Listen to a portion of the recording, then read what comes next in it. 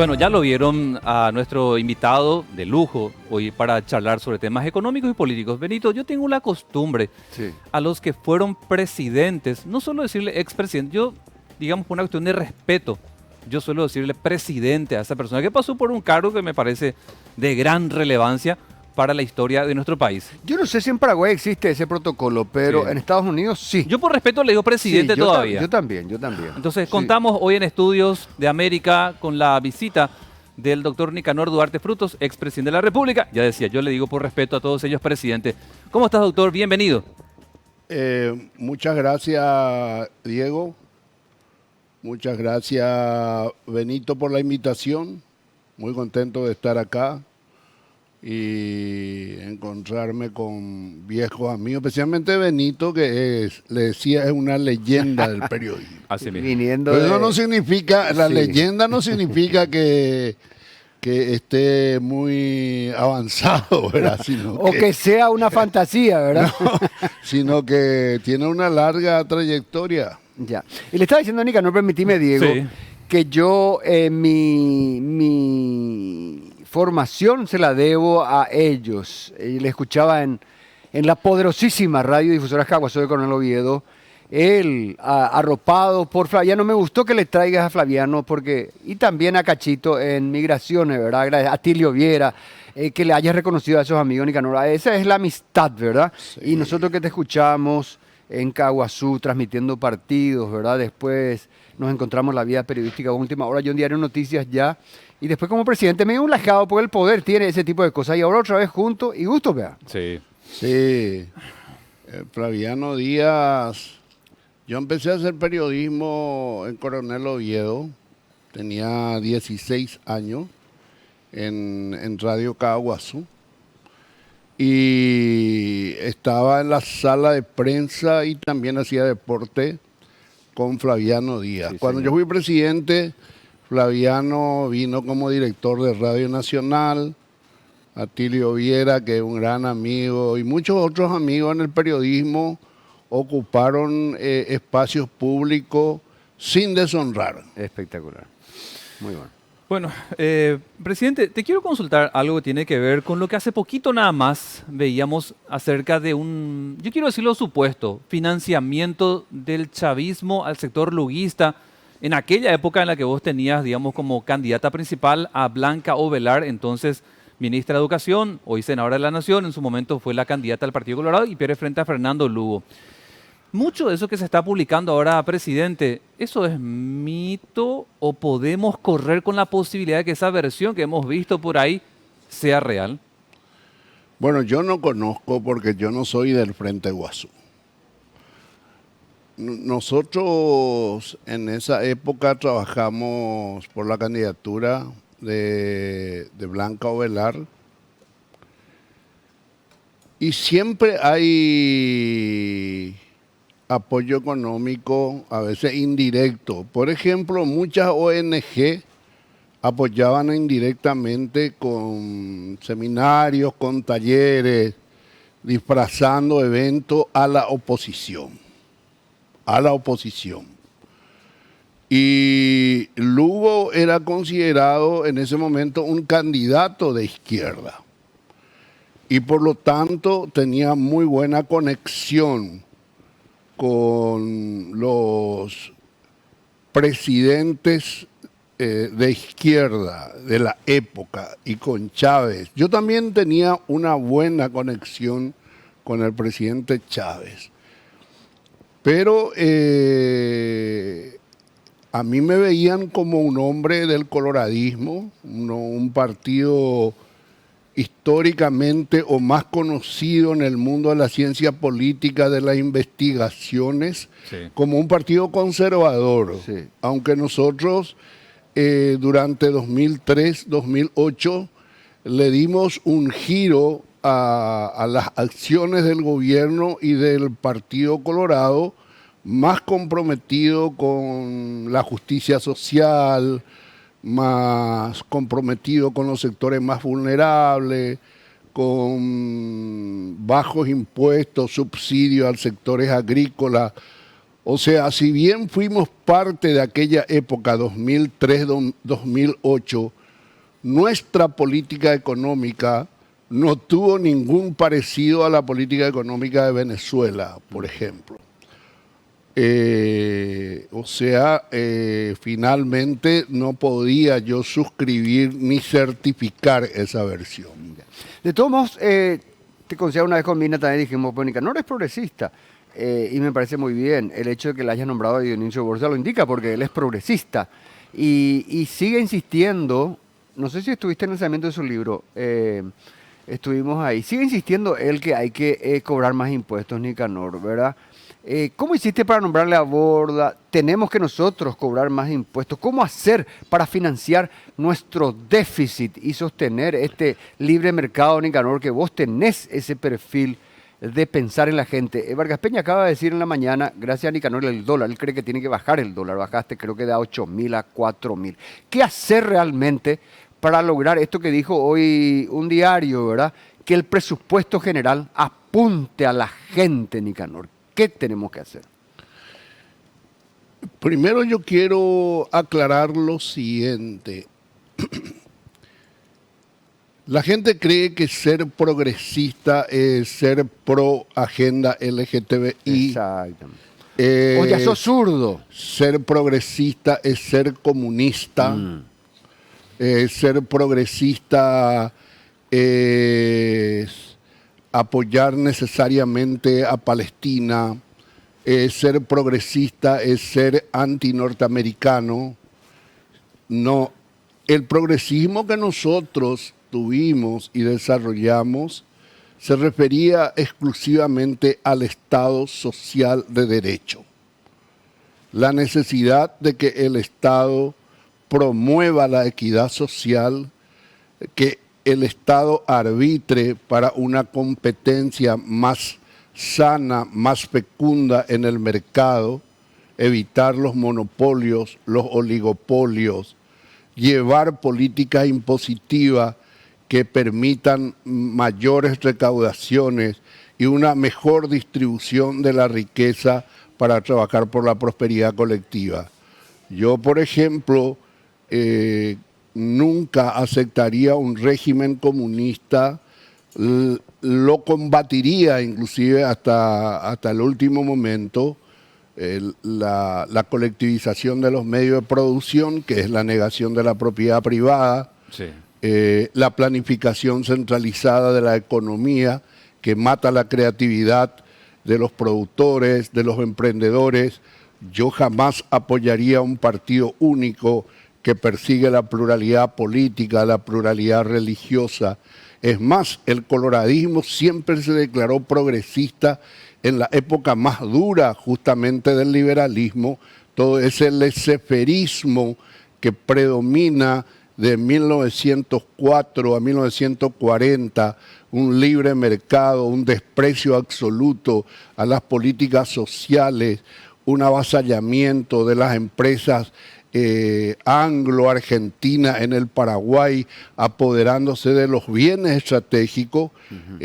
Nuestro coloradismo y nuestro progresismo tiene que ver en términos sencillos con el progreso, con el desarrollo de la ciencia, el desarrollo de la producción, de la industrialización y por sobre todo progresismo ampliando las posibilidades de acceso a la educación, a la salud, a la vivienda. Es lo que nosotros creemos. Y con respecto a nuestra política, en el año 2003 establecemos una política impositiva 10-10-10. Hicimos una política fiscal responsable, una política monetaria responsable, recuperamos los mercados internacionales, desendeudamos el país, logramos que el Paraguay regrese al mercado financiero global con cierta confianza. Y todo eso se hizo en el marco del diálogo con la oposición, del diálogo con el sector empresarial, del diálogo con todos los partidos políticos. Y tuvimos grandes acuerdos. ¿Para qué?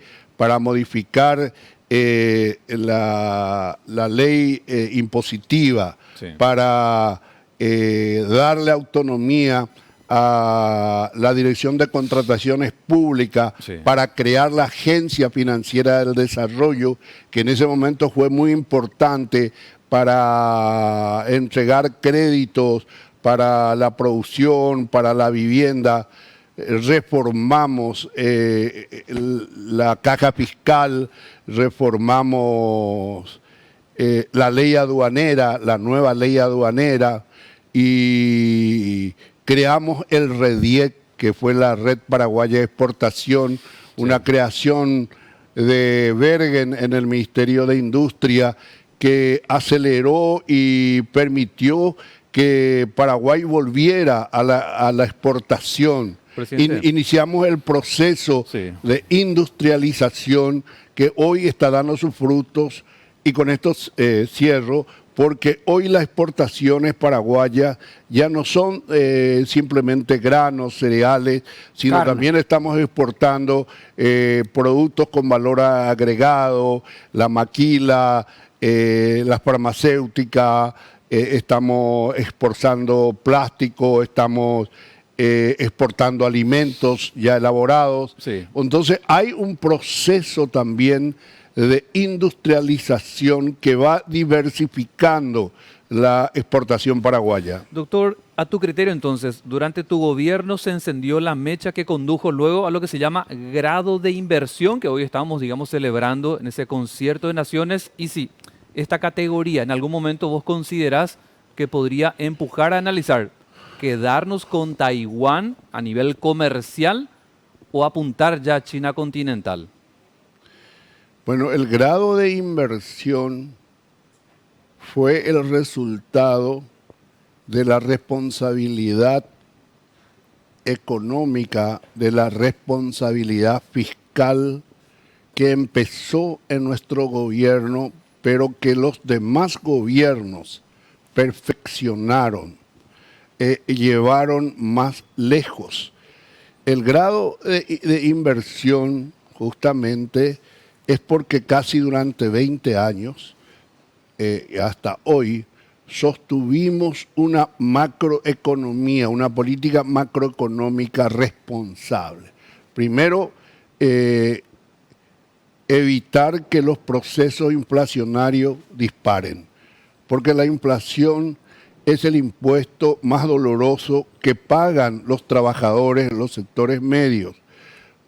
También la política monetaria, toda la convergencia fiscal de mantener un equilibrio. 4 años tuvimos superávit fiscal. Sí. Iniciamos las políticas sociales, creamos el gabinete social, las políticas sociales, nació Tecoporá, nació el programa Abrazo, nació las viviendas populares, las becas a los jóvenes, aparecen los fondos sociales de Itaipú, de Yacenetá, productos de acuerdo muy importantes, y que los gobiernos posteriores no bajaron, llevaron adelante, y hoy estamos en una situación política esperanzadora.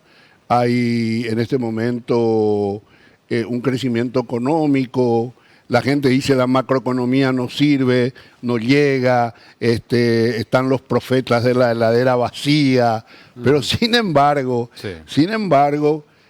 ¿qué pasó con los países que no respetaron los paradigmas o los valores aceptados de la macroeconomía como condición de responsabilidad, de estabilidad económica y de estabilidad política? ¿Qué pasó con esos países? Bolivia, ¿cómo está? ¿Cómo está Argentina? Perú. Perú, donde los grandes iluminados decían, no, la macro no llega al pueblo, no llega, no llega al pueblo. Pero vamos a preguntarnos, Sí. hoy, ¿qué dice el Banco Mundial? 2004-2017, 600.000 familias en Paraguay pasaron a ser clase media. 600.000 familias, clase media. O sea, no es cierto que la macroeconomía no genera nada en términos de prosperidad colectiva, en términos de ascenso social.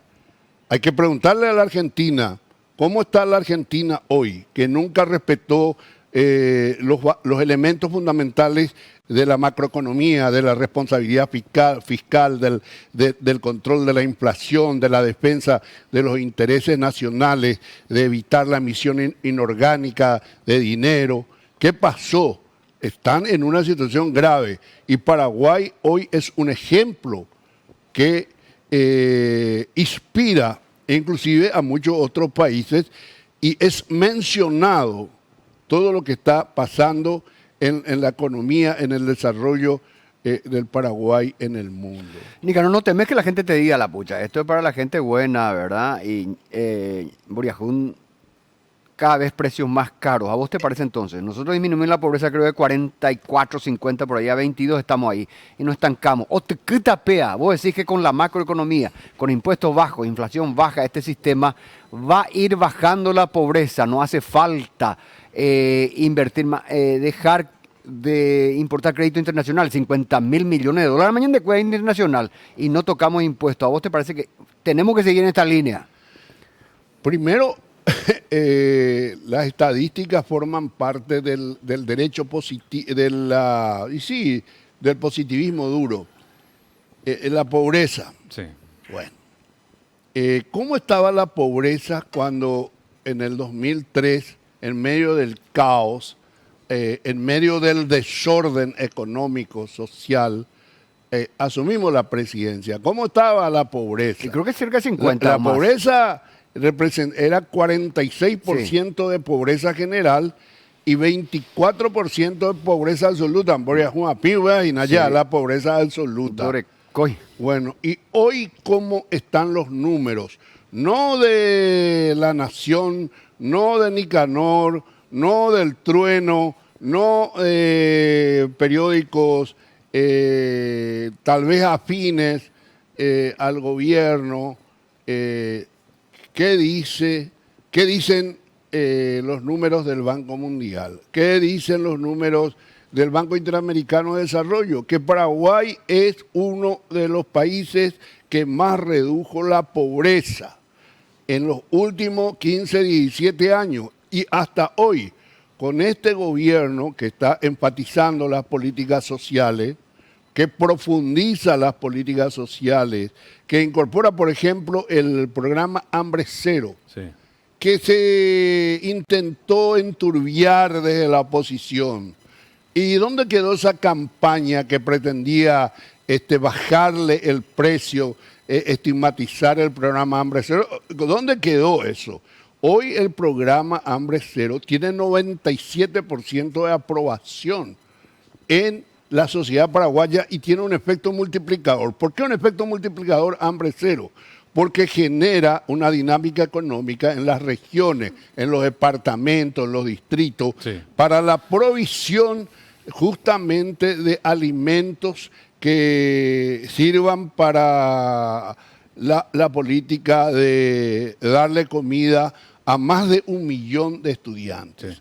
Está el programa de viviendas que está desarrollando el Ministerio de la Vivienda, que es un programa que genera dignidad, que genera el paria, el que nos dio una casa, siempre vive en un marco de humillación. Entonces, las políticas sociales de este gobierno han profundizado lo que ya lo que ya los gobiernos han hecho.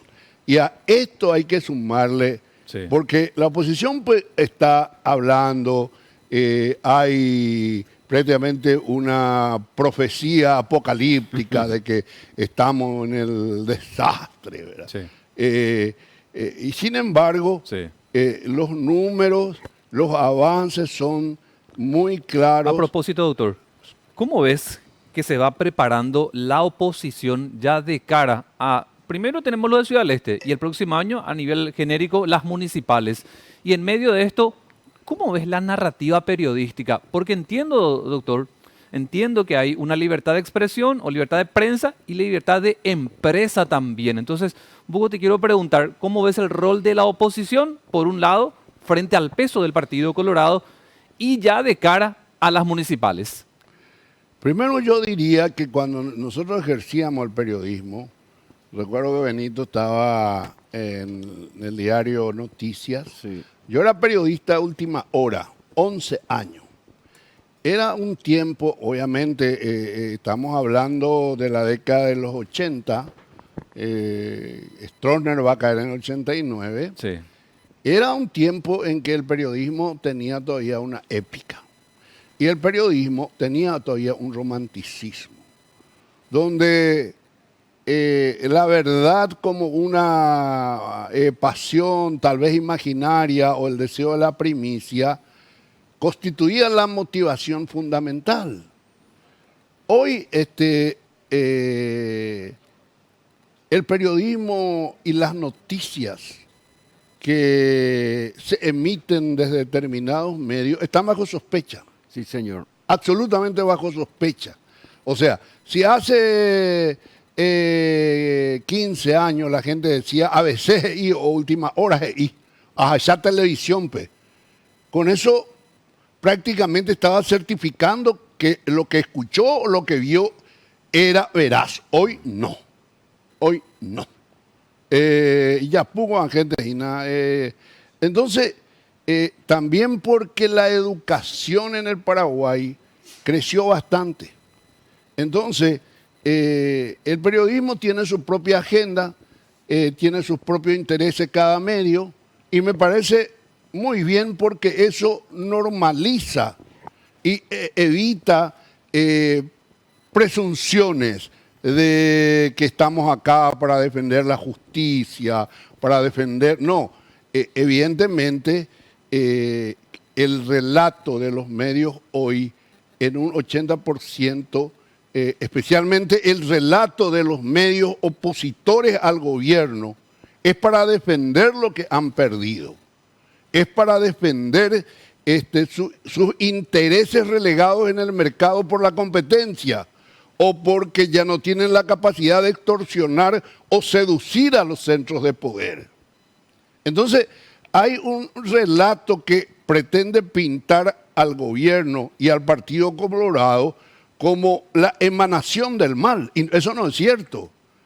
Mira, la oposición tiene una bancarrota discursiva. Mira que la oposición tendría que estar discutiendo la política fiscal. Por ejemplo, seguimos con el 10%. ¿Cómo vamos a pagar nuestra deuda externa? La oposición tenía que estar discutiendo en un gran debate nuestra política internacional. Está bien que sigamos aliados a Israel, a Taiwán y a Estados Unidos. Particularmente yo creo que sí. Pero ¿quién debate eso? ¿Quién debate la educación superior? ¿Cuál es el presupuesto que...? No. ¿Y qué debate la oposición? ¿Qué debate? ¿Qué marca de reloj tiene el presidente? Rolex, ¿cuánto cuesta? ¿Cuál es el calzado que usa el presidente? Pues imagínate. Las rosas. Debate cuestiones absolutamente epidérmicas que no tienen nada que ver con la esperanza que el pueblo necesita inyectarse desde una discursividad que genere esperanza. Debaten eso. Ya. Vos sabés que, Diego, Sí. coincidimos plenamente en esos temas nosotros permanentemente. Pero, amigos, estamos tocando. La Mira, oposición debate declaración jurada Sí. que todavía no fue analizada técnicamente por la Contraloría. Sí. Y entonces, ¿qué te hace presumir que la centralidad del relato de la disidencia colorada en algunos casos y la oposición en la mayoría de los casos, Sí. discutiendo estas cosas y no los grandes temas que hacen al futuro del país, es que no tienen argumento y no se dan cuenta que esa pretensión de seguir adosándole al Partido Colorado, que es un partido corrompido, que es un partido corrupto, nunca más ANR. ¿No entendéis, Picuay? En cada elección son derrotados con ese discurso. Ese discurso no tiene eficacia porque no conecta emocionalmente con el pueblo ni con las demandas del pueblo. Y yo les voy a decir más. El coloradismo hoy tiene 45% de identificación del pueblo. La última encuesta del CIES, del Centro de Investigación, creo que acá ustedes estuvieron hablando de esa encuesta. Sí. Esa encuesta a la pregunta, ¿con qué partido usted se identifica? Sí. En el 2001 era 42, era 46%. Después de casi 20 años, hoy la encuesta dice que hay 45% se identifica con el Partido Colorado. O sea, un punto bajó en 20. Sí. Con toda esa discursividad, ese relato moralista del honestismo. Entonces, si así nomás la oposición sigue, entonces el coloradismo en el 2028, su victoria va a ser una cuestión de mero trámite. Y no lo digo yo, escuché a dirigentes importantes de la oposición, senadores, senadoras de la oposición del Partido Liberal, senador de Frente Guazú, afirmando que en estas condiciones el triunfo del coloradismo es inobjetable porque la oposición está en su peor momento. No tiene discurso, se pierde en cuestiones absolutamente emocionales que no tienen nada que ver con lo que el pueblo espera de la dirigencia política. Sí. Entonces, Partido Colorado. Ya. Nicanor, te quiero mostrar la tapa de la tribuna de hoy. No sé, la escribí. Creo que Ignacio está en la tribuna, ¿verdad? Martínez. Ahí. Dice, el presupuesto general, eso, nosotros estamos permanentemente diciendo esto, Nicanor, porque es lo importante para el Paraguay. Se puede ampliar esto. Tiene que primero, en el un copete. poquito más arriba, vamos arriba, dice, arriba, vamos más arriba, Dante. Ahí dice, 3 ejes. Primero, inversión pública con propósito financiando educación, salud y protección social. Segundo, trabajo y productividad. Tercero, protección social integral. Vaya idea, Pope Nicanor, cuando hay un déficit presupuestario. En este momento... Porque coincido yo con este criterio, que apunta apunta... a... ¿Dónde está el material? En el copete de presidente. Ajá. En el Acá. copete. Inversión pública, salud, educación, todos lo decimos eso, trabajo y productividad, ¿verdad? Convertir lo que vos habías dicho, nuestro producto en industria, y después, tercero, protección social integral. Nosotros somos Estado Social de Derecho. Vaya allí a Popea. Y yo creo que la recaudación está aumentando. Gran trabajo la dirección de Sí. ¿cómo se llama? La dirección integral. Sí. Bueno, DENIT. por una parte, nosotros estamos avanzando.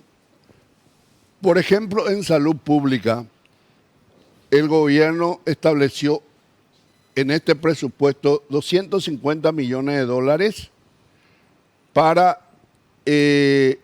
medicamentos. Eso está en el presupuesto. Porque el problema en salud pública es medicamento. Sí. De Golán del Pueblo, la hospital o la unidad básica de salud, oía la enfermera por lo menos, oía la poja. Eso yo le había dicho al presidente. Y la ministra de Salud tiene que ejercer un control riguroso. Porque o si no, la ñane poja, oye, vende papel farmacia yerere. Exactamente. Pero esa pues es la realidad en todos los gobiernos. Entonces yo siempre digo, es muy importante confiar, pero mucho más importante controlar. Sí. Punto 1. Entonces yo creo que hay inversiones interesantes hoy en salud pública. Hay un presupuesto equilibrado. Tampoco nosotros podemos salir de la seriedad de la responsabilidad fiscal, de la responsabilidad económica y entrar en un despilfarro. Sí. Hay una reducción de la pobreza. Este es un gobierno que, es cierto, no genera grandes satisfacciones, según la encuesta, pero tampoco hay una sociedad desesperada que repudia o descalifica este gobierno. Hay una esperanza en el gobierno, hay una gran confianza todavía, Sí. y tenemos que decir que nosotros no tenemos en el Paraguay síntomas sociales de gran descontento, de gran amenaza a la estabilidad política, a la gobernabilidad. El Paraguay está pacificado. Decimos Presidente, también acá. doctor, ¿Y dónde hay convulsiones? Bueno, comparemos Sí. lo que está pasando en otros países. En el Paraguay, el paraguayo quiere trabajar. Sí. La paraguayo oñeja a, la Doctor. paraguayo cuando motisei la ruta, Sí. omba a posé o carusé, los jupitillos su ya po bol o Sí. ya po algún emprendimiento. o sea, es trabajador, guapo es. Y el gobierno Sí. tiene que apoyar más a los sectores que todavía no están formalizados. Nuestro desempleo es bajo. 6% del desempleo. Sí. Es prácticamente Doctor. irrelevante, pero, Sí. con esto cierro, hay una informalidad, hay una gran cantidad de paraguayos que trabajan en la informalidad, que el gobierno tiene que pensar en políticas que los blanqueen y los hagan parte del sistema social mañana y que tomar Sí. yo jubilar y vendedor Doctor, ambulante. yo tengo una última pregunta, Benito, Sí, para está el bien. expresidente en este interesante análisis. Políticamente, no sé solamente si para las municipales, doctor, ya también para las generales, ¿cuánto impactaría lo de haberle levantado las sanciones de la OFAC, Estados Unidos, a Horacio Cartes? ¿Cuánto políticamente impacta en nuestro país esta medida? Yo creo que sin esa revocatoria del gobierno, del Departamento de Estado, del gobierno norteamericano, el liderazgo de Cartes estaba bastante consolidado. Mira, Horacio gana las elecciones. Para mí ese fue el momento político más importante en la historia de Horacio Cartes. Ni siquiera la victoria como presidente de la República. La victoria como presidente de la Junta de Gobierno. ¿Por qué? Porque lo consigue en el momento de mayor ataque, hostigamiento a Cartes, al Partido Colorado, y avanza, gana la presidencia del partido y gana el candidato Honor Colorado la chapa presidencial. Entonces, hoy lo que Horacio ha recuperado sus credenciales empresariales, y los que creían que Cartes tenía una limitación económica por esa sanción que no le permitía actuar de manera más libre en la vida partidaria, en la política, en la influencia, en la construcción del poder, hoy evidentemente él tiene un mayor espacio, un mayor horizonte para ejercer, consolidar su liderazgo y contribuir tal vez con más fuerza, con más peso, con la estabilidad y la gobernabilidad de nuestro sistema democrático, que al presidente Peña le permite accionar con cierta comodidad, porque ningún presidente de la República en la transición, ni siquiera mi gobierno, porque yo era presidente del partido, con permiso, ejerciendo la presidencia de la República, pero ni aún así tenía una estabilidad en la Junta de Gobierno y un gran apoyo de la Junta de Gobierno. Santiago Peña va a ser el primer presidente de la transición que tiene un apoyo irrestricto del presidente Horacio Cartes, el presidente de la Junta de Gobierno. Y eso me parece muy bien, porque representa una armonía, representa una responsabilidad y representa una seriedad y un deseo de que el Estado realmente genere eficacia y acciones que permitan mejorar las condiciones de vida de nuestro pueblo. Porque si hay inestabilidad, si hay convulsión, si hay pelea entre Junta de Gobierno y el Palacio, el pueblo evidentemente va a estar relegado y las demandas insatisfechas van a crecer. Ya. Te noto muy cartista ahora, Nicanor. Yo trato de ser objetivo. No, estoy casi bromeando. No, eso, no, ¿verdad? pero interesante es lo que Sí. me dijiste. ¿Cómo podemos negar el liderazgo de Carte? Nosotros le hemos enfrentado, nos ganó. Por eso. Es más, él consolidó. Carte hoy no es solamente un empresario exitoso que tiene plata, porque la gente dice, Carte con la plata, antes la... No, la plata, decía Obama, hay un libro interesante de Obama que se llama La audacia y la esperanza, donde él dice, el dinero es importante, pero no es determinante. Digo que tú eres con la plata, pero si no construís afecto, si no construís esperanza, si no construís solidaridad, tu plata no es suficiente. Entonces Carte, además de la plata que tiene, construyó esperanza, construyó solidaridad, construyó confianza y hoy no le gusta a la gente, pero yo voy a ser franco, es el líder más importante del Partido Colorado y con un gran reconocimiento fuera del partido. Y ojalá este entendimiento entre el presidente Carte y el presidente Peña continúe y cada día favorezca más al pueblo y garantice la continuidad del coloradismo en el poder en el 2028. Es lo que nosotros pensamos. Y con respecto a la política internacional, Diego Sí. y Benito, que es interesante porque eso también cuestiona la oposición.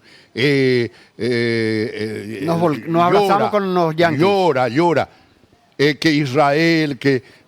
A mí, Israel es un aliado importante que a mí me gustaría que empiece a transferirnos ciencia y tecnología. Dijimos también acá. Lo dijimos acá. Y eso lo está haciendo. Y dígame una cosa, Estados Unidos siempre fue un aliado. Yo siempre me declaré antiimperialista en el sentido de que ninguna potencia, Sí. no solamente Estados Unidos, ni del norte, ni del Asia, ni de Europa, debería intervenir en la vida interna de los pueblos. Ahora, Estados Unidos es un gran aliado y nos permite una política inclusive pendular con nuestros vecinos. Doctor, Porque Con Brasil. quiero decir algo. Sí. ¿Cuáles son los países que siempre nos pusieron límites y proteccionismo duro? Estados Unidos vio, Brasil y Argentina. Y Estados Unidos siempre trató de permitirle al Paraguay una política más inteligente con nuestro vecino para evitar el proteccionismo, para evitar que las asimetrías nos golpeen. ¿Cuánta plata, cuántos fondos hemos recibido de los Estados Unidos a lo largo de nuestra historia para el desarrollo, para la tecnología, para la educación? Sí. Entonces, ¿y Taiwán qué queremos? Queremos hacer el salto al vacío con China continental, un país que lo que quiere es colonizar y ocupar Asia, ocupar los países de África y apoderarse de los bienes estratégicos de Sudamérica. Doctor, evidentemente tenemos que invitarte nuevamente porque da gusto esta charla, pero el tiempo se nos recontra fue. Ya lo veo también a los demás compañeros para otros espacios que tenemos aquí en América Noticias. Gracias por acompañarnos esta mañana, doctor. Muy amable, muchas gracias y estamos siempre a las órdenes. Vos sabés que yo le admiro a Nicanor porque de un Full. humilde hijo Del de pueblo. policía, ¿verdad? Y llegó a la Alcalde. modista, Mi mamá, llegó a la con presidencia. honor, Recuerdo cuando ella 7 hizo mitad declaración. como cagua, mamá. Modista papá. Y llegaste a la no presidencia de la República. Hay un mensaje para la gente que quiera dedicarse a la política, ¿verdad? Porque él dice la plata no es suficiente. Así ¿Se mismo. puede llegar, Y Nicanor? la plata, José Amigo Orego, yo sé que los amigos que van a entrar seguro, pero la plata no es suficiente. Hay que construir afecto, solidaridad y esperanza. Y los políticos tenemos que tener especialmente consideración por dos aspectos. Tenemos que ser responsables. Somos la memoria que tenemos y la responsabilidad que asumimos. Y ser objetivos. Porque si no somos objetivos y caemos en las opiniones producto del rencor, del odio, que es ¿En qué termina convirtiéndose el político que no es capaz de inspirarse en una objetividad básica? ¿En qué termina el político que no respeta la objetividad, que actúa conforme a su odio, su rencor? Se convierten esos políticos en vulgares comediantes. Presidente, muchísimas Vulgares gracias. comediantes. Y hay que ser honesto también, Nicanor, pero eso después vamos Lo a hablamos otro día. Sí. Mira, te invitamos de vuelta, presidente, para que nos acompañes. Muchas gracias por el tiempo. Mis amigos, ya ayudan, pero hay como gratis. Tengo ayuda, Lo veo muy activo él con el gimnasio. El ¿eh? Emboazán hablan de presupuesto. No. Gracias, doctor. Una broma, una broma. Gracias, doctor. Muchas gracias. Muy amable, muy amable. Esta mañana con el expresidente de la República, Nicanor Duarte Frutos.